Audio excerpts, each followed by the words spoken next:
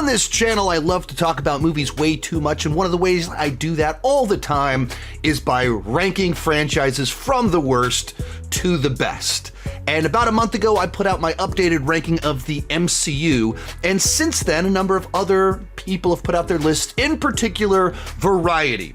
And a bunch of people sent me Variety's MCU ranking and asked for my reaction to it. What did I think about their ranking? So today we've got a reaction time, my reaction to Variety's ranking of the MCU.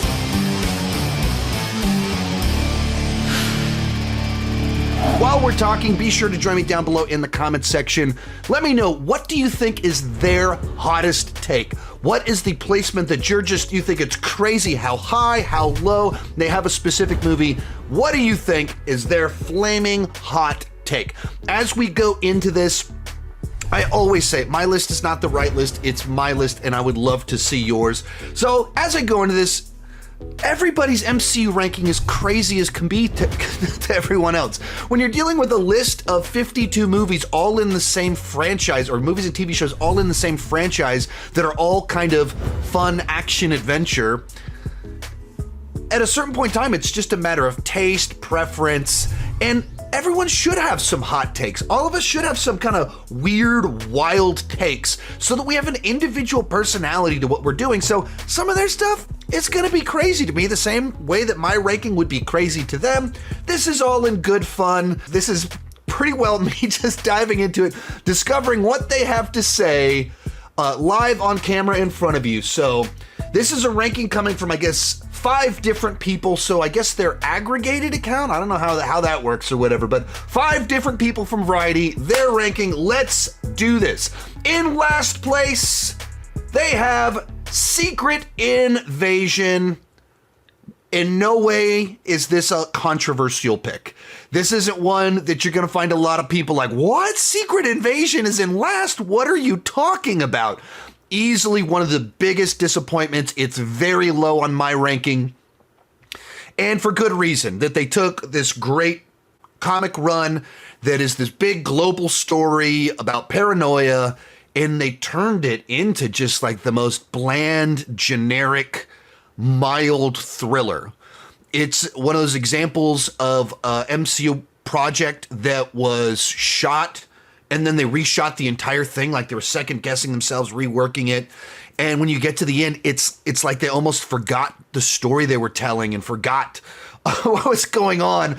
And so they end up like giving a scroll all the powers of the people that were at the Battle of Endgame, but even powers from people that weren't at the Battle of Endgame. I mean, it makes absolutely no sense whatsoever. Just kind of a total disaster. So you're not gonna have any arguments for me on that one. That one belongs very, very low, and it was great source material, so it so deserved to be higher up on the list.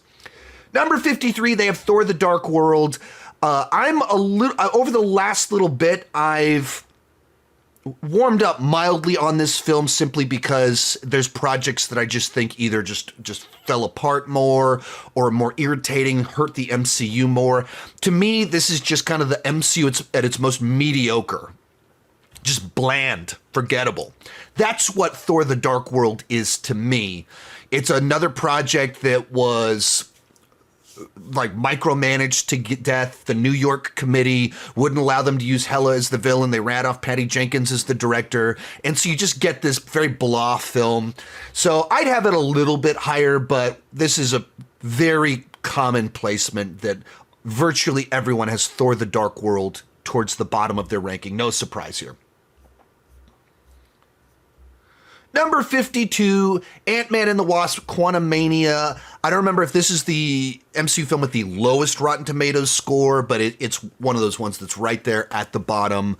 Widely regarded as one of the MCU films that kind of like just revealed this thing's broken. Something has snapped here. Something's not quite right, because this was supposed to be our big kickoff for Kang, and it just didn't live up to that. I don't have this one nearly as low. I have it a good bit higher. I think it's at least fun enough. I think Jonathan Majors as Kang has enough screen presence. There's enough of a Star Wars-y feel to it to just elevate it higher up on the list for me. And so I feel this is a little bit too low, but a lot of people have this one crazy low. And as an example of a disappointing project, a project that had every reason to be higher, and the fact that they bet this one on, like, this is our big introduction to Kang. They hyped it up so much, and once again, it was so mediocre. I think that's so much of why people are like, oh, what is this thing? Because it should have been introduction of Kang, kicking off a new phase. Like when we kicked off phase 3, it was Civil War. Kick off phase 5, Quantum Mania. So I think disappointment plays a lot into why this one's so low. What do we have next? 51 Moon Knight. Oh, this is interesting. So I have Moon Knight at like number 40 on my list. So I have Moon Knight very low on mine. They have it not even in the top 50. They have it even lower than I have it. And so, like, I'm like, man, you guys are awfully hard on Moon Knight. I don't feel like I'm normally the one defending this show. I'm having to defend why I have it so low, and they have it lower. What is their rationale? There's ambition here, to be sure, but it's a lot of big swings without much connection, confusing plot lines, coherence. Yeah, I just feel like there wasn't enough Moon Knight and Moon Knight, and it was this weird globe-trotting, like, lore film where I wanted a Moon Knight show. And that to me is where it lost me, but man, they did even less than I did. That's pretty wild. So I imagine a bunch of you, this is your pick right here. For some people love that one. And if you're watching this on the clip out on the main channel, if you're wondering where these are streamed live, this is part of a series I do over on Patreon, where that's where I have my patrons submit articles in. And so over there, I do a Q&A, I do a box office show, I do reaction time. If you like that sort of content, if you want to support the channel, consider joining over on Patreon. The link is down below in the description. Bringing us into the top 50, Thor, Love and Thunder. I have spent a lot of time crapping on this one. And luckily, they also only have it in the top 50. To me, I have this one way at the bottom of my list because I feel it breaks the MCU. It's not just mediocre like Dark World. This breaks the MCU because it's so irreverent. It treats characters, plot lines, everything is a joke. Even though we're telling a story about someone dying of cancer and someone's kid dying, everything's a joke to this movie. And that, to me, breaks the universe. It's full-blown self-parody at this point in time. So that's why I have it even lower than this. It's also wasted potential. Like, everything here on paper is great. In execution, it doesn't work for me like at all. 49, Incredible Hulk. Oh, I would hard disagree with this one. I would move this one up 20 spots on the list. Something like that. I think Incredible Hulk is like one of these movies that I feel like people watched it way back in the day and it wasn't as fun as Iron Man, and they just kind of wrote it off. And that's been the reputation it's always had. But like when you compare it to so many just lifeless, soulless MCU products of the last 5 years, like it's a real movie that had, like, there was behind the scenes tension. And that's even what I like about it, is that there was, tension creates like positive. People have a vision. They're passionate about what they're trying to do. Edward Norton might not have fit with the MCU, but he had something he was trying to do with this movie. And you feel that watching it. It's darker. Its tone is different, but darker and different doesn't mean worse. So I think this is way off base. People need to give this, people really need to give this one a fair shake. Give it a rewatch. It is much better than most people remember it. Iron Man 2, another one that historically has been way low on MCU lists. For me, I've lifted it up. And I don't even know so much if I've lifted it up so much as they've released a bunch of projects over the last 5 years that they just don't have any passion to them. They feel so much just like content that they had to crank out that immediately just makes Iron Man 2 better because there's stuff that's just worse. But even beyond that, I think when you see a movie that has flaws, but you can see the passion in it, that's what Iron Man 2 feels like to me. They rushed it. They needed another year to figure out the script and iron out all the kinks in it. They didn't do that, and so it's a very structurally weird. So I do have it low on my list, but I think with time, Iron Man 2, it was like when Iron Man 2 first came out, you got to think it was only the second time we got Iron Man. So it was like, hey, it's not nearly as good as the first one, but it's at least more Iron Man. And then we got Avengers and we're like, wait a minute, we can get more Iron Man and it'd be a great movie. So then people really soured on Iron Man 2 and it stayed that way because it was the weakest film that Tony Stark was in. So it was like the weakest one at the bottom. But, and then I think with time, I've like softened to it again while still being like, there's a lot of problems with the story here. 47 Echo. Yeah. I mean, this is what I'm talking about of just kind of like disposable content. There was a window of time where they're like, let's just give everybody a show. Like, just stop and think how crazy this is. There's a TV show about Echo. Nobody's favorite comic book character, nobody's favorite side character in Hawkeye. Like one of those ones like, who is Echo again? Like, you don't really remember Echo. Echo was fine in Hawkeye, but Hawkeye isn't even anyone's favorite, like, well, might be mine, but it's almost no one's favorite of these shows. So like, let's spin off the 5th or 6th most popular character in a lot of people's least favorite MCU show. It's such a weird thing to do. What I did appreciate is that it felt like a TV show. And the more their TV shows feel like TV shows, I think usually the better they are. Eternals. Yeah, this is, I think, right around where I have Eternals on my list too. Yeah, it's just a misguided project that to tell this, it feels like a sequel to a movie that we never saw. It's structured very weird because it's a get the gang back together movie while introducing all this lore. So it's structurally really weird. It's too philosophically complicated and too morally complicated to be a big fun popcorn movie, but it's still trying to be a big fun popcorn movie. So just, I really do respect the ambition. If the MCU is going to try things and fail, try and fail with things like this. But also just don't fail it. Like, let's be honest, if something didn't really work. And as I've said many times before, I think this is something that if you wanted to tell this type of story, you needed to do the TV show and do the Lost formula where each episode has flashbacks about an individual character, something like that. 45, Captain America, Brave New World. Yeah, I mean, I think I had it maybe a little bit higher on my list, something like this. But generally speaking, this is somewhat where I had it on my list. And just a big disappointment of they wanted to do a version of Winter Soldier with Anthony Mackie, and they just didn't. Like, it felt like it was rehashing plot points from Winter Soldier. The director wasn't as strong. The script wasn't as strong. They reshot the whole thing, duct taped it together with reshoots and in the editing room. And it was just like, it was another one that was very odd in the way that it was handled because Sam doesn't really have a character arc. The president does. And the president's not really the villain. He's like the side character. And the villain is kind of like off in the shadows and he's not the guy beaten at the end. The villain is defeated before even the final fight.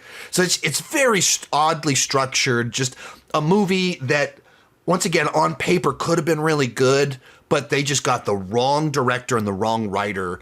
And another one was just like an odd blend of being a sequel to too many things, which I appreciated the MCU feeling it was coming together again, but just like, it was like too little too late. 44, Falcon and the Winter Soldier. Yeah, I think in my ranking, I had these two right next to each other as well. I thought Falcon and the Winter Soldier of the TV shows is right with Moon Knight, the biggest disappointment because it felt like such a softball, like such an easy win. This is a pairing that we know that works. We already know that these two guys are fun on screen together.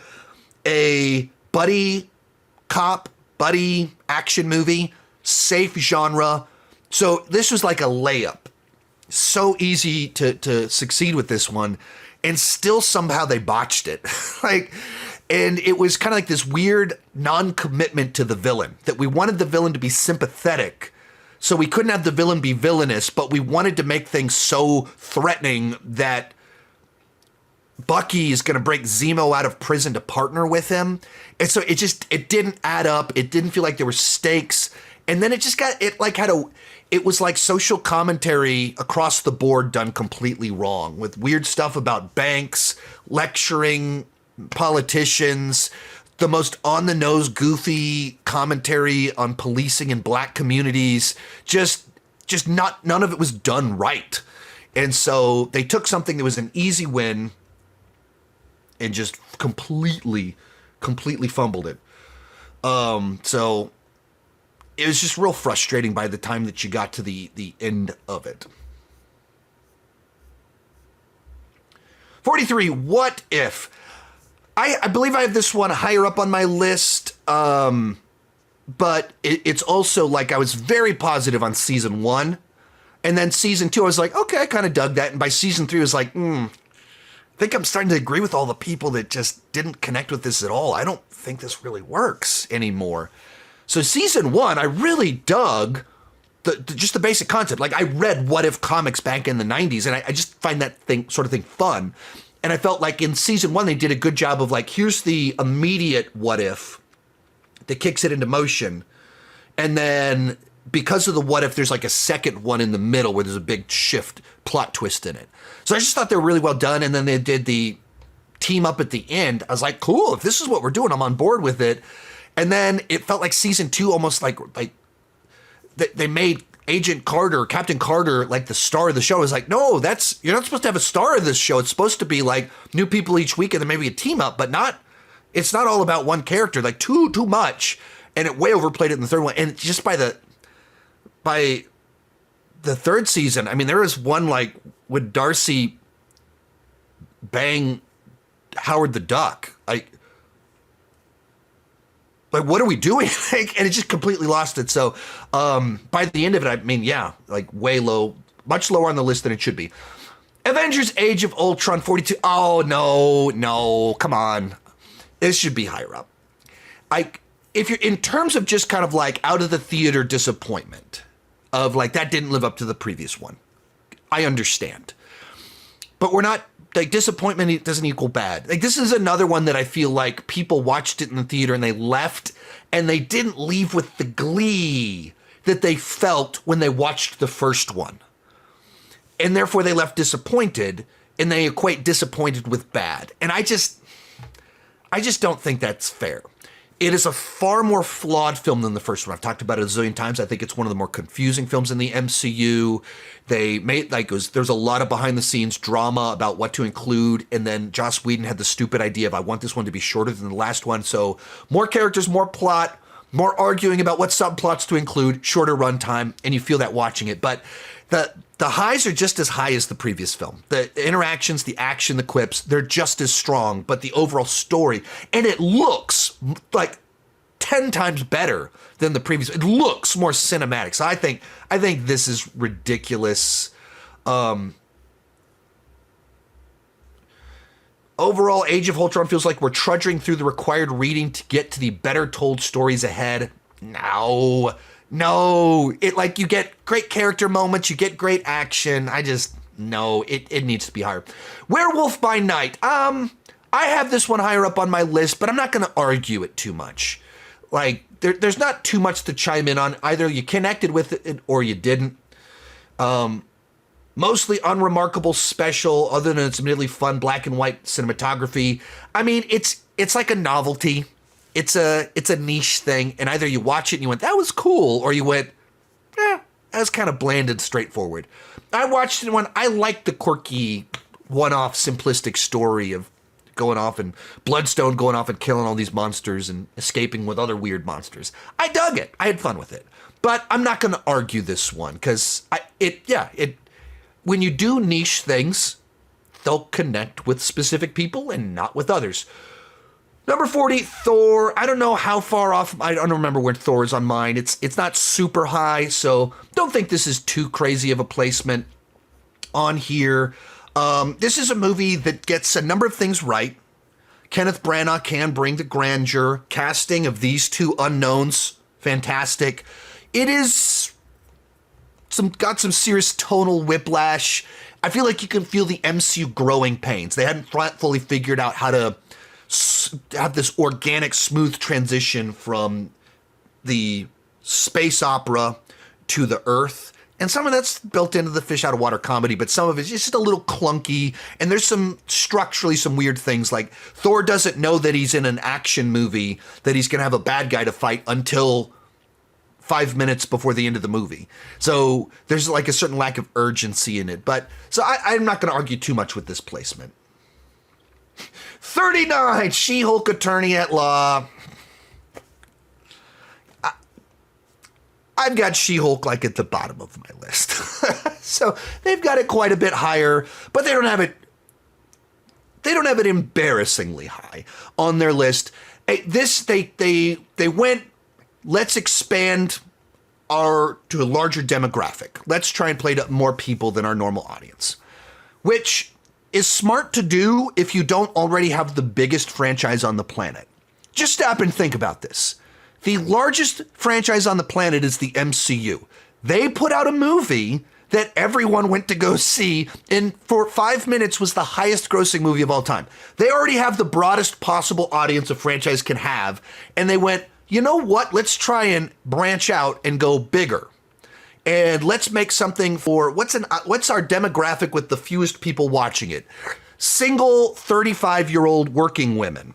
All right, well, let's make Ally McBeal in the MCU with She-Hulk. So you get a legal comedy about the love life of a working woman that, pauses to have She-Hulk lecture Hulk on how hard it is to be a woman in the working world. And I think it had the exact opposite effect of what it was going for, which is to say that there are people that watched it. There's a handful of people that watched it and went, finally, yeah, that was awesome. What a great change of pace. You did it. But if you're like a longtime MCU fan that's been there since Iron Man, you signed up for one thing and they delivered something completely different. And you're like, I don't understand. Like, the MCU's always been very broad appeal, and then you just made something that feels really niche. Like, would I watch a legal comedy about a single woman? No. I've never seen a single episode of Ally McBeal. And Robert Downey Jr. used to be one of the stars of Ally McBeal. I've seen 0 full episodes of Ally McBeal. It's been around for 25 years, was kind of a big deal 20 years ago. So I didn't watch the original version of it, ever. So why would I watch the version in the MCU besides it's in the MCU? I wouldn't, because you made something off-brand, and then in the show, you made fun of the audience and the writers and the franchise itself for being itself, which is just so weird to do. But, they don't have it embarrassingly high on the list, but I just think it was a really misguided way to approach something when you have the biggest franchise on the planet. 38, Ant-Man and the Wasp. Hey, I dig this one. I've never fully understood why some people were so negative on it, except to say that it is intentionally anticlimactic. It is intentionally small scale. It is not trying to up the ante. It is like itty bitty, small. It is a MacGuffin story intentionally. That is exactly what I like about it. You have all these MCU movies trying to outcompete each other and how big they get, and then you went, hey, let's just do something small. I like that about it. Unassuming, non-pretentious, small ambitions, charming. Oh, wow. 37, Fantastic Four First Steps. What is their rationale on this one? What is the... Well, most of the plot and action unfold in rushed montages. It's just painfully evident that several storylines, especially Ben Grimm's, have been cut to the bone, and only Vanessa Kirby's Sue Storm really comes through as a fully realized presence. Okay, all right. This was likewise expanded upon by Paul Walter Hauser. He posted, the guy that plays Mole Man, who I've interviewed, he posted his Letterboxd review, and he gave it 3.5 stars. He's in the movie, and he's like praises a bunch of things about it because it would have been great if they hadn't cut a bunch of stuff out. That's interesting. Like, when I watched it, like it does montage a lot, but I felt like it montaged effectively and efficiently. Like you understood the story and it's covering a big sweeping tale. And it, like, to me, that montaging made it always feel like there's another adventure to have around the corner. And I liked that the world always felt like there was more to explore. That's what I liked about it. But I have had several conversations with people and then like with this article saying this of like, that's exactly what bugged them. Instead of it being like, oh, I liked that it was full and felt like there was more, they felt like they were cutting away from everything they wanted, all those little details. So it's interesting because like I just didn't have that experience. I just really enjoyed being invested in that world. So I'm wondering when I rewatch it now that I've like had so many people prime my brain to look for this, will that change my experience with the film? 36, Black Widow. I think this is roughly around where I have Black Widow on my list. I feel like I'm normally a little bit more positive on it than a lot of people. I think it loses it in the third act where it gets too cartoony, and David Harbour has said for a long time they reshot the whole third act. Just yesterday it came out, the guy that played Dreykov, Ray Winston? Ray Winston? Is it? I confuse a couple of names. I think Ray Winston's the right one. He talked about how much he hated having to do reshoots, and he's like, I shot all my stuff and they made reshoot it, all of it, and like that really hurt my feelings. Like he phrased it as if he'd failed the movie, which I don't think he just realizes, no, it's them. They failed you, buddy. But there's a lot in there that I actually really enjoyed. There's a lot that I thought worked. It just, came an entire phase too late. 35, Iron Man 3. Respectable enough placement. I think I have it a little bit higher up on my list. I think this is another one of those black sheep of the MCU kind of projects that, as the follow-up to Avengers, maybe disappointed people a little bit. And it's like a film that has a pebble in the shoe. And that all people remember is the pebble in the shoe. The Mandarin twist. Like that's the thing that like just stuck out to people, that they misread the room. They messed up this one thing that was so important, but like, so it's a pebble in the shoe. You can't watch the movie. You can't think about the movie without just being irritated with the Mandarin twist. But if you step back aside from that, Shane Black's writing really fits Robert Downey Jr., and all this other, like the action is really good. The plane sequence is really good. It challenges Tony Stark in new ways. So there's like a lot of really good stuff, but you remember the pebble in the shoe. And that's unfortunate that there's something about the movie that just so stands out in a negative way. And also because they wrote it to close out Tony Stark's arc in case Robert Downey Jr. didn't come back, it feels like it is immediately undone. 2 years later, Tony's back in Age of Ultron. Just like, this resolution here doesn't mean anything. 34, Captain Marvel. I think maybe you're fighting back against the internet a little bit here. They have an argument for a stronger placement. It's interesting to see a younger Nick Fury with eyes and hair. That's true. Many other casts, Annette Bening is Melvin Artificial is doing something right. Annette Bening is very weird in that movie. This is a movie that it made $1 billion because it came out at the peak of the MCU hype, but it's nobody's favorite. It's like the perfect example of a movie elevated by the franchise that was in at the right moment at the right time. It like just the character, like Captain Marvel's not like the warmest character. She's tough to relate to because she's too powerful. So I don't just, it's also structurally really weird because it's, you spend half the time thinking one side is good and the other side is bad, and then it does a reversal. But we spent the first half of the movie slaughtering Skrull, and we never deal with the ramifications of this. There's like one line of dialogue trying to like write it off, and it's like, Captain Marvel killed a bunch of your friends and now you're buddies with her.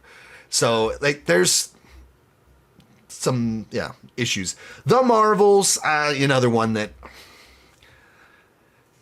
it's superficially fun, lighthearted, a total disaster on a story and a storytelling level. Just like a disaster of, it's a movie, you are watching a film that is just completely reorganized.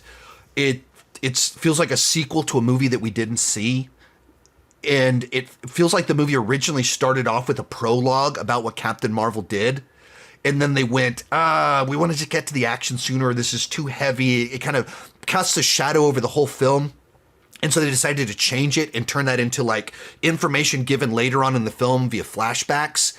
And so it just kind of, it undercuts the emotional current, the threat, the weight of all of it. It's kind of confusing. And even what Dar-Ben or whatever her name is trying to do makes absolutely no sense. Like, I'm going to suck all the air out of a planet to give to another planet. What are you talking about? What, like, that is not how air works. Like, what are you talking about? And on the most basic of levels, and it's the plot of Spaceballs. Like, it's like literally the plot of Spaceballs, except what if you didn't know that was a joke? So, and Nia DaCosta has openly said, like, before the movie came out, she's like, yeah, it's a Kevin Feige movie, and has repeatedly said since then that this is not the movie that she set out to make. It's not the movie she initially shot. And so she's tried to distance herself and kind of move on. 32, Miss Marvel. This is a frustrating one for me. I don't remember where it is on my list. It's probably right around somewhere around here. Like, I like the character Miss Marvel. Like, she's really charming. And when it feels like a show about her as friendly neighborhood Miss Marvel, almost like a Spider-Man TV show, even that the guy from No Way Home shows up in the show, I liked it. It worked. It was like, yes, this is a good way to do, try to appeal to a different new demographic, because it feels consistent with one of your franchises.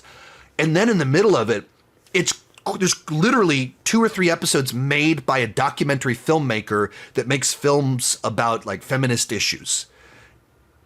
And you watch it, and it's suddenly a political piece about of serious events in India and Pakistan 80 years ago.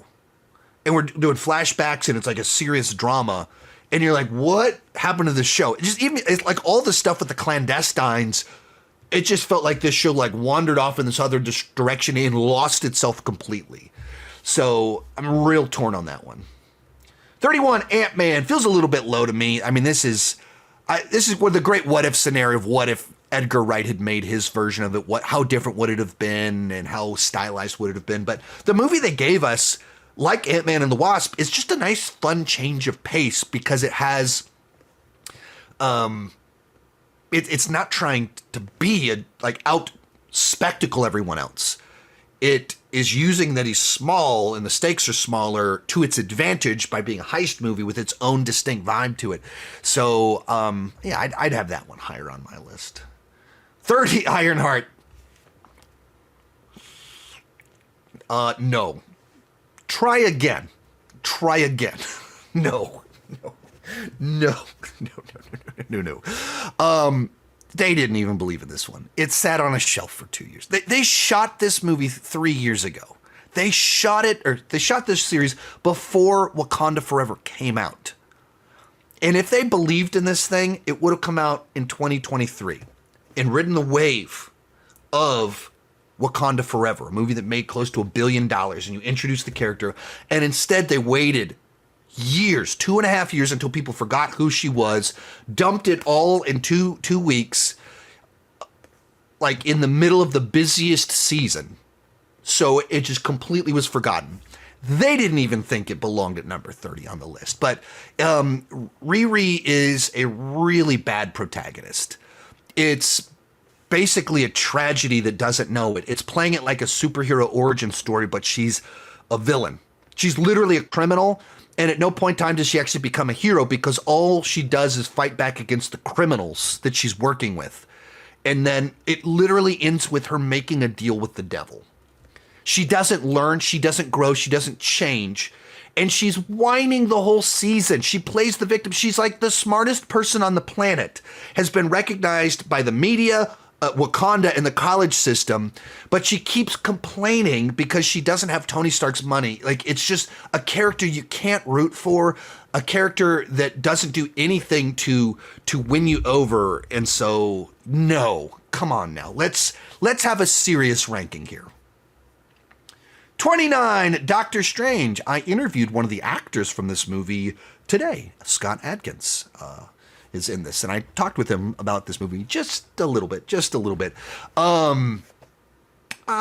feels awfully low. Like the actual story's a little bit formulaic, but the execution of it is just so cool and so interesting. And in a franchise with so many movies that come off and feel the same, this one looks different. This one actually has unique visuals, pulling from wacky stuff in the comics and then visualized in a creative way that just on that, deserves some respect.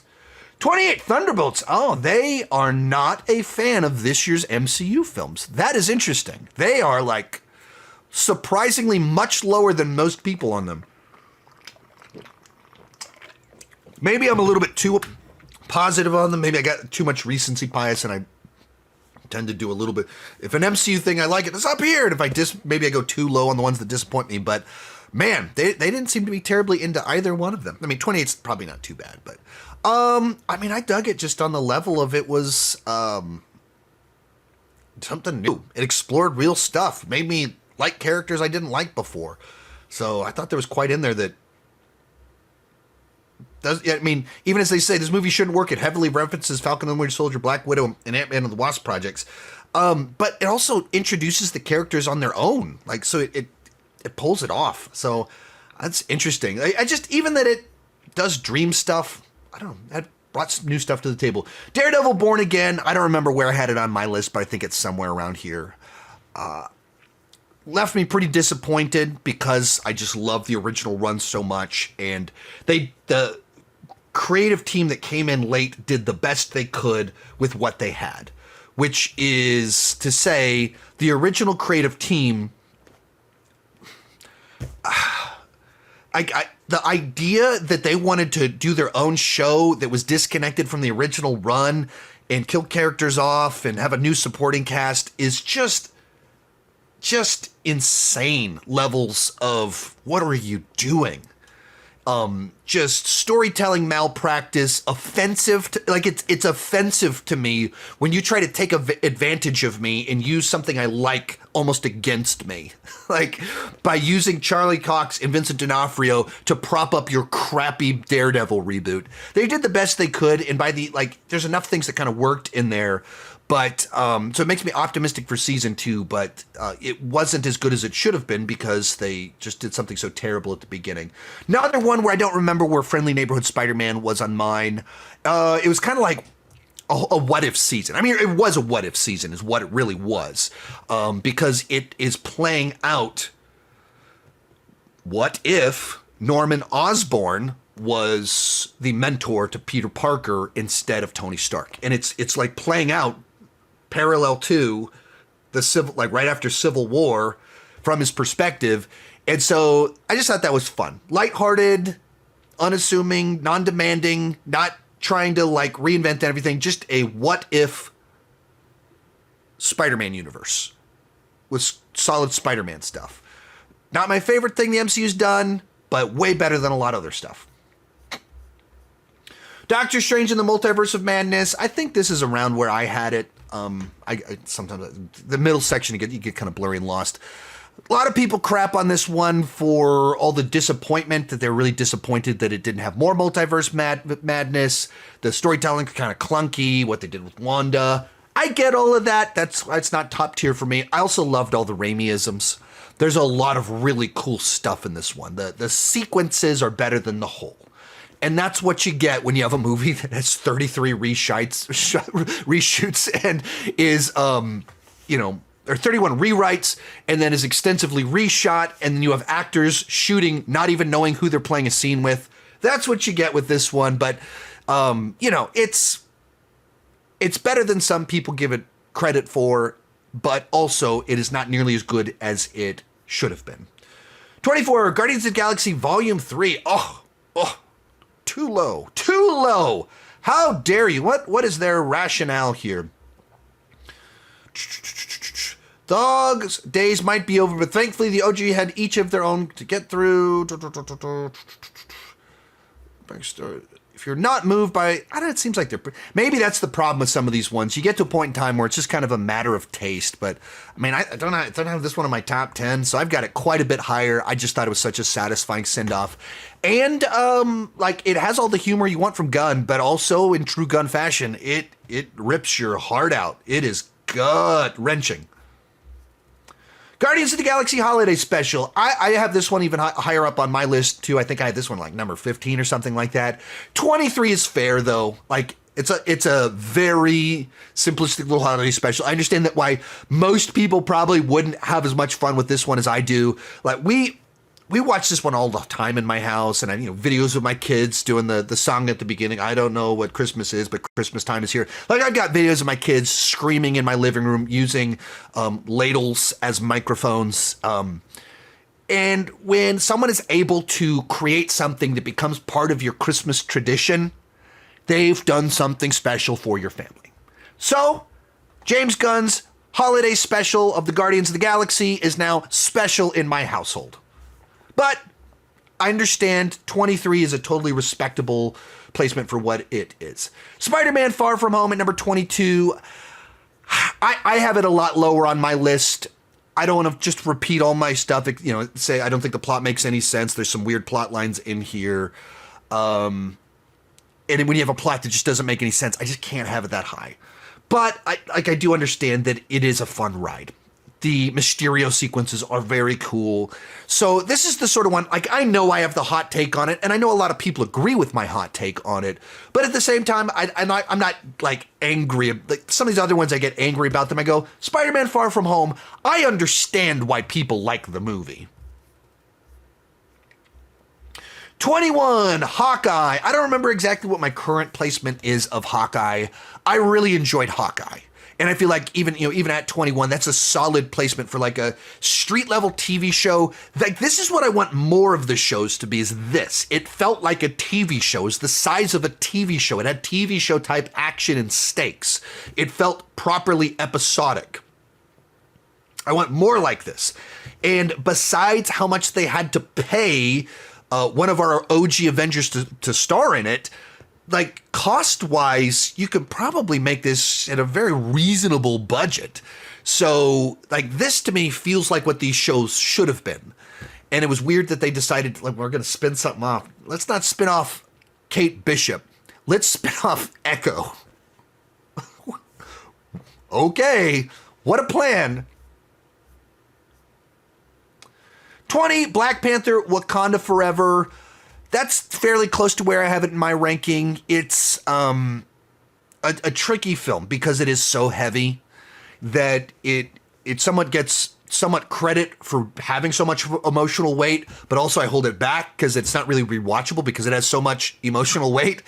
It's a film that was dealt like the worst hand possible. They did the best they could in a situation. So it's one I need to rewatch again now with that more time has passed. It's been a little bit since I've rewatched it to see how it sits now detached from that initial, the initial release. It almost felt like for the public, this was our time to say goodbye to Chadwick Boseman. So let's see how it works on rewatch in the future, but I'm not going to argue too much with it. Captain America First Avenger, I think another one I think I have a little bit higher up on my list, in particular with how corporate factory filmmaking, streaming content-y, so much MCU feels like in the last few years. That you have these ones that feel directed by committee, and then you watch Captain America First Avenger, and it feels like a movie only Joe Johnston could have made. It feels like a movie Joe Johnston was made to make.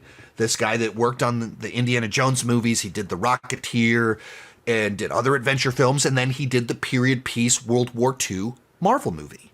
And it looks a little different. I think it has one of the better scores, great production design, and very unique with the diesel punk. It's cool looking stuff in here. And I've said it all along the way, I love the first hour of the film. So I'd have it a little bit higher, but I do understand that structurally it's a little peculiar. 18, Shang-Chi and the Legend of the Ten Rings. I don't remember exactly where I have this one, but I think it's in this ballpark. A film that does a lot of things right, and a movie that leans into a lot of my passions, in particular martial arts films. So one that I wish I could go a little bit higher on it, but it abandons what I love about the movie in the third act. And so when you leave a movie and what you remember is, the dragons and the CGI, I wasn't crazy about it. And, bringing back Trevor to be the comedic relief again, not crazy about it. And to the point of someone here in the comment section, where the heck is Shang-Chi 2? Sometimes I think that kind of hurts a movie like this, that because it's just like, right now it's a one-off. It's a standalone little film from 4 years ago. And you kind of like forget about it a little bit. It's like, it happened so long ago. And it helps to have sequels, if they work. Sequels that kind of continue the storyline and flesh things out, and so you can see the journey that they're on and how they work and teams and everything. But they haven't done that with it. So just like, to me, it's like a movie I kind of forget about, because I forget about Shang-Chi because they forgot about him. 17, Deadpool and Wolverine. I think I had it like number 16 on my list, so we're very close on this one. So I'm not going to argue with it too much. I mean, it's pretty straightforward. It is a fun movie. It's really fun. And for years, we wanted to see these two guys on screen together. They gave it to us, and it worked. It was just as much fun as we hoped it would be. Does it move the universe forward? Is it like the most complex, emotionally layered story? No, not at all. And I rewatched it a week or two ago, and yeah, it's just really entertaining. And not every movie needs to be more than that. And this movie knew its job. It did its job. And therefore, it is the highest grossing R-rated movie of all time.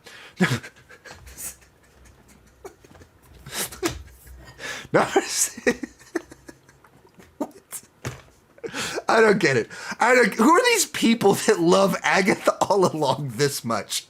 Number 16. I can't even say it. I can't even say it. Agatha All Along, number 16. Okay. All right. Above Guardians of the Galaxy 3. Yeah, sure. Okay. Right. I don't get it. I mean, even taking it... only thing I can even understand here is that if you just love Hocus Pocus a lot... The Hocus Pocus is my favorite movie. Chloe, my middle child, was homesick the last little bit, and she's into spooky stuff. And so my wife and her watched Hocus Pocus 1 and 2 a couple days ago, and they watched The Witches. So maybe I'll see if I show Chloe all of Agatha All Along. She watched a little bit of it. I don't think she only watched a couple episodes, I think.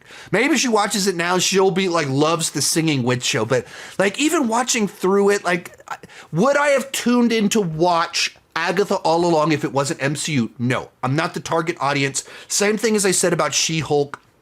It's like this weird effort to have you have the biggest franchise on the planet with the broadest possible audience, but they go, who do we not have? People that love Singing Witch shows. And so then they make the Singing Witch show, and a handful of people put it at number 16 on their MCU ranking, and then everyone else is like, why did you even make this? What does this have to do with anything? I just don't get it. Like, just watching the episodes, it felt like they go to a place, something goes wrong, and a wacky adventure takes place. Maybe they sing a song, and then they escape to get to the next place where something goes wrong. But someone has a secret. Someone's going to betray someone. Like, it felt like it was repeating the same thing over and over again. I can't fathom thinking like this is dramatic. Like, this is 10 spots better than Guardians of the Galaxy Volume 3. Sure. No, number 15, Avengers. And maybe I should look. What was their? Just big Audrey Plaza fans, pop culture. It's ridiculous. The Avengers, number 15. You know, Avengers, the movie that had the biggest opening weekend of all time when it came out. Movie that popularized team-up movies. Movie that propelled the MCU to the stratosphere. Not just hit movies, but stratosphere, biggest franchise on the planet. One spot ahead of Agatha all along. Sure. What are we doing? Viciously, perhaps even fecklessly promised first ever post-credit scene in its first ever movie. I mean, it's obviously in the top third of the video, so it's solid enough. But come on now, it's so fun. There's just, how do you rationalize having it that low? Of course it should be higher than this. Just like pure team-up movie. None of the weight of the complexities you have to do with other team-up movies. Like, you can just do the simple version of it. They bicker, they start getting along, they fall apart, they get back together, and they avenge Coulson. Crazy. 14, Spider-Man Homecoming. A little bit lower than I have it. Fair placement. Just a solid high school Spider-Man, superhero movie, Spider-Man movie. Taking some inspiration from Breakfast Club, movies like that, high school movies. Yeah, just like really solid, enjoyable movie without aiming to be like the heaviest film, the most complex plot, but a really solid mid-tier size movie done excellently and doing something different with Spider-Man. 13, Captain America Civil War. Agatha all along. It was a little bit higher than that. Civil War. This is where you start being like, what are you doing? That Civil War is 13 and Agatha all along is 16. What? What are you talking about? I just can't fathom what we're doing right now. Like, the first 2/3 of this, I was like, hey, this isn't too crazy. I'm not getting too worked up. Agatha this high, and then these 2 of the 3 last placements. I'm getting worked up. I'm starting to understand the hate I get in my comments section now. It's starting to make sense to me, but I just think that this movie, it's not in my top 2 favorite MCU films, but it might be the ultimate example of the MCU at its finest as a franchise, because it is so seamlessly the sequel to Age of Ultron, Winter Soldier, while setting up Wakanda, or Black Panther, Black Widow, Endgame. Like, it just sets up so many different things so effortlessly while telling its own story that like earns the conflict. And people complain that they wanted somebody to die, and so the stakes weren't big enough. The Avengers broke up, and then Thanos killed half of people. Half of people died because Avengers broke up. Now, that's not in the movie in and of itself, but now that we know that, you guys are crazy. What are you doing? Number 12, Avengers Infinity War. Come on. What on earth? What is... Only half of them discerned one of the boldest, most gut-wrenching cliffhangers in cinema history. If only Thor had gone for the head. Everyone limits. What? That's where you see some of these ones. You understand, like, why don't you have it higher? Because it's not like you're like crapping on the movie or anything like that. Infinity War's been my number 1. What, for 7 years now? Like, long time. Number 1. So having a number 12 is pretty wild. It's a pretty beloved film to have it at number 12 without giving some sort of rationale for your crazy placement of it. So it's tough to react to it except to say, like, they pulled off bringing all this stuff together. So what do you have ahead of this that this to you is like, yeah, it's a 12. You know, then Infinity War, just 4 spots higher than Agatha all along. Oh, what's ahead of Guardians of the Galaxy Volume 2. So, in the history of my channel, my flaming hot take, the one that I get the most crap for, that people bring up and have misinterpreted the most, is my take on Guardians of the Galaxy Volume 2, which is to say that it is easily, by far, the weakest of the Guardians films. And, but there's a lot of people that love it. Here it is, higher than Civil War, Avengers, and Infinity War. Wild, wild, wild, wild stuff. Just thinking about the final tableau with the Guardians watching a Ravager funeral as Cat Stevens' son plays Quill's new Zune is enough to bring us to tears. I mean, yeah. I mean, Gunn knows how to have emotional moments, but you weren't crying during Volume 3? Like, Volume 3 has even more gut-wrenching, tragic. Rocket's backstory? That's some crazy, wild stuff in there. But, this movie's got tonal whiplash. It's structurally bizarre. That it has no momentum. So I've been arguing with people about this movie literally for 8 years, and people have been trying to explain to me like, but Sean. And there have been a few people that have said a couple things where I went, I get kind of what you're saying, but it never felt like, it felt like we watched two different movies at the same time. Just like not nearly enough common ground to understand where they're coming from. Bringing in to number 10, we're in that top 10. Finally, we've got Loki. I don't love any of the shows enough to have them in my top 10. Like I just, none of the shows have had the impact for me the way like the top 15 movies have. Just whether that's just the nature of movies, if that's just what the MCU is better at, I just don't have any, like, as I was making the list, I was like, I don't think I can have any of the shows particularly high because they don't have the weight to me of a movie. Sometimes even the cultural impact that just a movie has, a blockbuster has, I just don't feel that with any of the TV shows. Now, I think I had Loki at the highest of the shows on my list, and so it's not too terribly far off from this. So having this one high up, I don't think is particularly that hot of a take or anything like that. Just to me, even Loki being the best show and being one of the projects that has the clearest vision, I mean, there's no reshoots on it. It's some interesting philosophical ideas, and I just still can't get to top 10 material. Number 9, Thor Ragnarok. I don't remember exactly where I have Thor Ragnarok. I think I have it a couple spots lower, but easily the best of the Thor movies. It manages to have weight to it and stakes while being a Taika Waititi comedy. Just they infused it with so much energy, vibrance, color, music, just brought the whole thing to life. So most improved player out of the blue, the third one in a trilogy is like way better than the rest of the movies and the whole deal. So, totally understand that one being way up here.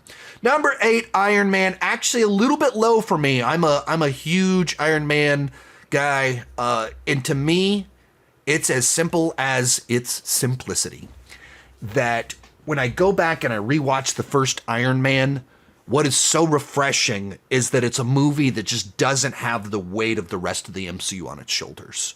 It's just a classic hero's journey. And it's interesting because it's a movie that behind the scenes contains the things that are now the problems with recent films. They didn't shot without a completed script. They reworked it in the editing room. They reshot it. They fixed it in post. All that stuff that has messed up recent projects is what made this movie work. But that's because they didn't have a checklist that they needed to meet. They didn't need to align the movie with the next movie coming up and set anything else up. It was like, we're just trying to make the best movie we can. And the star, the writer, the director, the producer, were all in sync. And they're just trying to make this one thing good. And Kevin is also working on one other movie, Incredible Hulk, that's very different. And so it worked in that context. And I think the success of this movie and other movies like this that did succeed while doing this fix it and post thing, long-term set them up for failure because they learned bad lessons. Something that works in a small system, in a simple system, doesn't work in a big complex system. But I actually have it higher up on my list because I just love that it's so straightforward and Robert Downey Jr. is so good in it. Number 7, Spider-Man No Way Home. That might be my exact placement. That might be. I mean, I've got Spider-Man No Way Home way up on my list, something like this. I don't think it's the... I don't necessarily think it's not like a great story, but it's a great fan experience. And that's valuable too. That's meaningful too. Like that in and of itself, I think has value. That if you can just make people feel joy, so much joy, watching something, even if it's fan service, but you did it right and people loved it. You can look at all the examples of people doing it wrong, and they pulled it off in a way that just brought so much joy into the world. Number 6, X-Men 97. Are we going to have 2 TV shows in the top 6?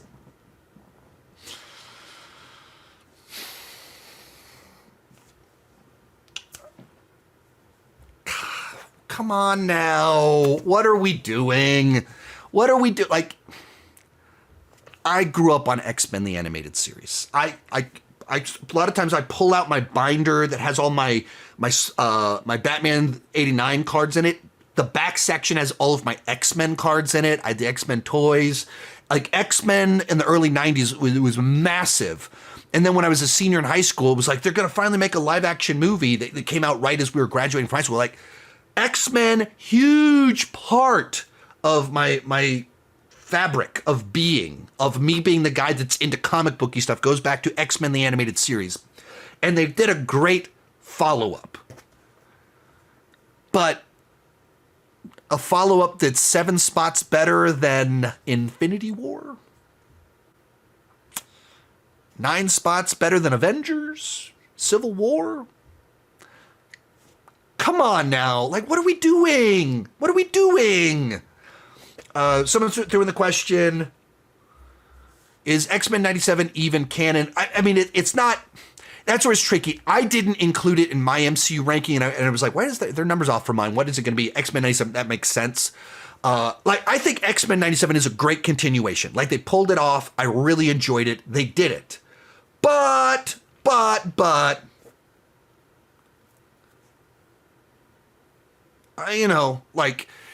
just don't see the weight, that cultural impact. I just don't see it. Number 5, Captain America: The Winter Soldier. Very interesting.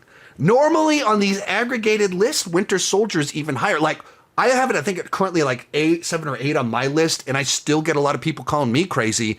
So I'm glad I'm not the only one that doesn't have it in the top 3. So I feel vindicated by their placement here, even though they have it a little bit higher than me. Obviously great, more mature, like more visceral action, so much great stuff in here. Just on, personal preference, taste levels, I connect with other movies more. It's kind of as simple as that. My rationale for having it lower isn't anything that's like it's even as like, why do they have Infinity War outside of the top 10? And they didn't list out their big criticisms of the movie because they really liked the movie. When you have a franchise that has more than 10 really good movies, the rankings get weird.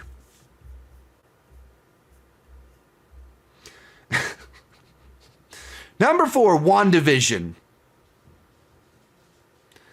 WandaVision is a lot of fun. WandaVision is very inventive and creative. Like, it's in particular when it came out, it was the right thing at the right show at the right time that got people talking. We're in COVID, there's not a lot coming out, and then we were able to have kind of this cultural conversation and theorizing. But top 5? Top 5? Like, really? Really? Like, I see some of these ones, and they're just... I think there's a certain flavor to this. Like, you can see this in the fact that they have Agatha, like, at number 16 and this at number 4. That they just like those quirky outside things. And so when you just have that love for the quirky thing that's different, all of a sudden you have stuff like cut through in this kind of wild way. But it seems awfully high for a show that by the end of it just kind of turned into people with capes punching each other. Number 3, Guardians of the Galaxy. Yeah, gotcha. Absolutely. Love it. Just so heartfelt. Great example of, found family. James Gunn doing what James Gunn does best. That's what this movie is. And makes you love characters you've never even heard of before. It took D-list characters and made them like A-listers. It took the fourth or fifth billed person on Parks and Rec and made him one of the biggest movie stars of the last decade. It turned Dave Bautista. A list came out yesterday that ranked him as the #1 best wrestler turned actor. It was the start of that happening. So love to see it. And then of course, the guy that directed it is now over all of DC. Number 2, Black Panther. I think Black Panther's a bit overrated in certain senses, but it's also great. I think I have, number 10 on my list. It was nominated for Best Picture, so there's certainly a number of ways in which you go. It makes sense that it's very high up on their list. I think it has more depth and explores some socially conscious stuff that MCU movies normally don't do, and it's certainly the movie that does it the best. There's some other things in it where I just don't know that it fully pays, like the way that it pays off in the end isn't as satisfying as the drama that gets us there, the tragedy that gets us there, but then we still have war rhinos battling each other in a bad CGI fight.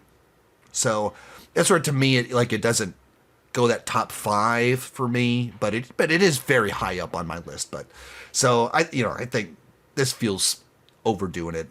Then coming in number 1, we've only got one left, and it is Avengers Endgame. And that they have Avengers Endgame at number 1, but Infinity War not in the top 10 is really interesting to me. Because I don't feel like you normally have if you like one, I don't know. That's interesting that there's that big of a gap between those two movies. That I feel like I see more people that are like Infinity War, but then there'll be way less on Endgame because they have story issues with it, or it only works because of the third act. But really, really, really surprised to have Infinity War not in the top 10, but still Endgame at number 1. Civil War, number 13 or whatever. And that's just fascinating to me. But I think my last 2 rankings, I have had a tie for number 1. The winner in the tie for number 1 was Infinity War, but tied for number 1, Endgame. They pulled it off. They did it. They made this culmination of 3 phases that paid off, pulled from all the right plot threads, right character arcs, right little Easter eggs, pulled it together, and just made such a satisfying conclusion that an enormous number of people feel like maybe the MCU should have just ended right there. And you go, all right, understand. So, I agree with this placement. I'm confused by Infinity War and Civil War being so far away, and in particular, they don't, even where they had Winter Soldier, you don't find a lot of people that are kind of having the other Russo projects as low as they had them in Endgame at number 1. I'm just fascinated by it. This is fascinating to me. But there you have it. That is Variety's ranking of the films